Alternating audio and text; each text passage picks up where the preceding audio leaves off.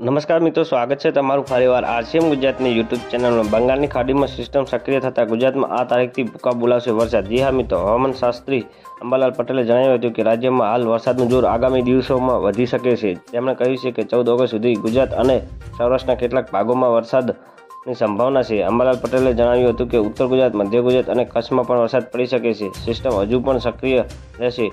સચોટ આગાહી માટે જાણીતા અંબાલાલ પટેલે જણાવ્યું હતું કે બંગાળની ખાડીમાં 15 ઓગસ્ટ પછી એક સિસ્ટમ સક્રિય થઈ રહી છે। આ સિસ્ટમ સક્રિય થતાં 17 થી 24 ઓગસ્ટ દરમિયાન મેઘરાજ ગુજરાતમાં ભૂકા બોલાવશે। દરમિયાન સમગ્ર દેશમાં વ્યાપક વરસાદ પડી શકે છે। રાજ્યના કેટલાક કે ઓગસ્ટના ત્રીજા સપ્તાહમાં ભારે વરસાદને કારણે નદીમાં પૂર પણ આવવાની સંભાવના છે।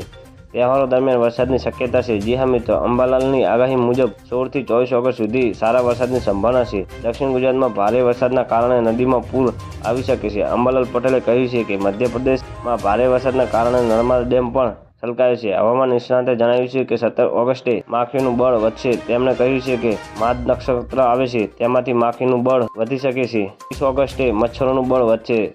તેનો અર્થ એ છે કે લોકોને સ્વાસ્થ્યનું ધ્યાન રાખવું જોઈએ। ઓગસ્ટના અંતમાં પણ વરસાદ આવી શકે છે। જી હા મિત્રો, 25 ઓગસ્ટે બંગાળની ખાડીમાં ડિપ્રેશન સર્જાઈ શકે છે, જેના કારણે રાજ્યના ઘણા ભાગોમાં ઓગસ્ટના અંતમાં સારો વરસાદ થઈ શકે છે।